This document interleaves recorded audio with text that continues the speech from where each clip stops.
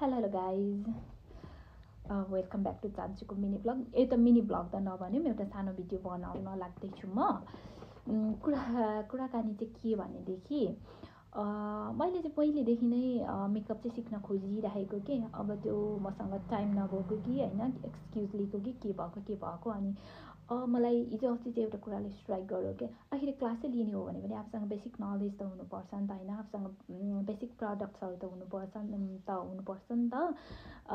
अनि मैले चाहिँ च्याट जिपिटीमा खोजेँ अनि टिकटकहरूमा हेरेँ होइन, basic makeup products for beginner भनेर। अनि त्यसमा चाहिँ सामान्य लिस्टहरू दियो अनि त्यही अनुसार चाहिँ मैले चाहिँ थोरै प्रडक्टहरू चाहिँ जोड्ने कोसिस गरेको छु भनौँ न होइन, थोरै मसँग छ। अनि पछि पनि मैले अझ रिसर्च गरेर चाहिँ अझ थप्ने छु।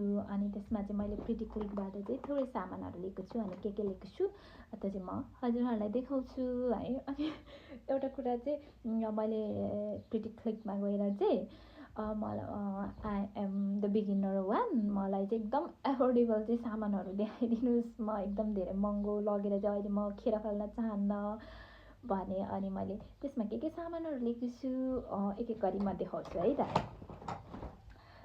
सबैभन्दा फर्स्टमा देखाऊँ कन्सिलर, किनभने मैले टिकटकमा हेर्दा पनि च्याट जिपिटीमा हेर्दा पनि सबैभन्दा फर्स्टमा चाहिँ फाउन्डेसन अनि कन्सिलर देखाएको थियो। अनि फाउन्डेसन चाहिँ मसँग छ अलरेडी नै, मेरो सेडलाई चाहिँ टोनलाई चाहिँ म्याच गर्ने सेड छ। अनि यो भनेको चाहिँ के को भनेदेखि एलेगलको होइन कन्सिलर मैले लिएको छु यो दागहरू छोप्नको लागि। अनि यसको प्राइस भनेको रहेको 800। अनि यो एफोर्डेबल नै हो होइन सायद। अब योभन्दा कति धेरै एक्सपेन्सिभ प्रडक्टहरू हुन्छ। अनि अब रिसर्च गरेर पछि चाहिँ एफोर्ड गर्न सकेछ भने लिँदै जाउँला होइन, काम गर्छ भनेदेखि सस्तै चलाउँदा पनि भयो नि त। अनि अर्को भनेको मैले लिएको छु कम्प्याक्ट पाउडर। यो चाहिँ मैले खोल्न चाहिँ हिजो खोलेर हेरिसकेको छु। अनि यो पनि मैले एलेगलकै लिएको छु। अनि मेरो चाहिँ ड्राई एन्ड एकदम सेन्सिटिभ स्किन भएकोले गर्दाखेरि मैले चाहिँ लुज पाउडर र कम्प्याक्ट पाउडरमा कुन चुज गर्ने भनेर मैले च्याट जिपिटीमै रिसर्च गरेँ। अनि ड्राई स्किन चाहिँ कम्प्याक्ट पाउडर युज गर्दाखेरि राम्रो हुन्छ सायद होइन। अब यो कम्प्याक्ट पाउडर पनि अब ड्राई उको लागि फरक पर्दो, सेडहरूले फरक पर्छ, धेरै कुरा नै जान्नुपर्ने रहेछ होइन। It's not easy to learn makeup है। अनि यो चाहिँ मैले हल्का लाइटर सेड लिए जस्तो लागिरहेछ मलाई चाहिँ अहिले चाहिँ, तर हिजो चाहिँ मलाई त्यहाँ चाहिँ म्याच गरेको थियो। हेरौँ पछि युज गर्दाखेरि के हुन्छ। अनि सुरुमा चाहिँ मलाई यो खोल्न पनि आएको थिएन। अनि त्यसपछि भन्नुहुन्छ भनेदेखि यो कसरी निकाल्ने भनेर मलाई थाहै भएन, यो थिच्छु पनि हुँदैन भनेर चाहिँ युट्युबमा हेरेँ अनि तान्नु पर्ने रहेछ होइन। अनि यसमा चाहिँ मिरर पनि छ। अनि यसको प्राइस रहेको छ 1150। अनि अर्को मैले लिएको छु mandatory one blush, wet and वाइल्डको ब्लस लिएको छु। ब्लसमा चाहिँ धेरै अप्सन्स थियो तर मैले चाहिँ यही रोजेँ because this one is very affordable. मैले यसको प्राइस चाहिँ उकाइ पठाएको छु। यसको प्राइस 700 समथिङ कति थियो, त्यहाँ बिलमा पनि होला। अनि त्यसपछि भनेको अर्को मलाई पहिल्यै किन्न मन लाग्यो भनेको लिप लाइनर। यो लिप लाइनर पनि मैले वेट एन्ड वाइल्डकै लिएको छु। यसको छ 275। अनि मैले यो लगाउँदा एकदम मजाले लागेको थियो। मेरो चाहिँ अलिक पिगमेन्टेड लिप छ नि त, अनि जुन पाएँ त्यही चाहिँ लाग्दैन क्या। अनि कतिवटा किनेर पनि मैले यतिकै खेर गएँ मेरो। अनि अर्को छ आइलाइनर चाहिँ रहेको छ ब्युटी ट्रुट्सको। अनि यो रहेको छ 500को। अनि त्यहाँ चाहिँ यो 500भन्दा कमको त थिएन होइन। यो आइलाइनर त अलिक योभन्दा चिपर पनि हुन्छ जस्तो लाग्छ, धेरै भयो मैले यो नकिनेको, आई डोन्ट नो।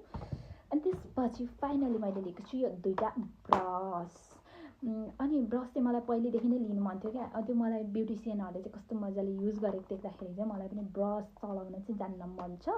अनि यो भनेको चाहिँ पाउडरको लागि, अनि यो भनेको चाहिँ फाउन्डेसनको लागि लिँदाको भने काम लाग्छ। अनि रहेको छ क्यालाको। अनि यसको प्राइस रहेको छ यसको 1300। अनि यसको रहेको छ 995। अनि मैले यो भिडियो बनाउनुको अर्थ चाहिँ के हो भनेदेखि जे कुरा गर्नु पनि कन्सिस्टेन्सी कन्टिन्युटी त हुने होइन। मैले पहिले पनि मेकअप नसिक्न खोजेको चाहिँ होइन क्या होइन।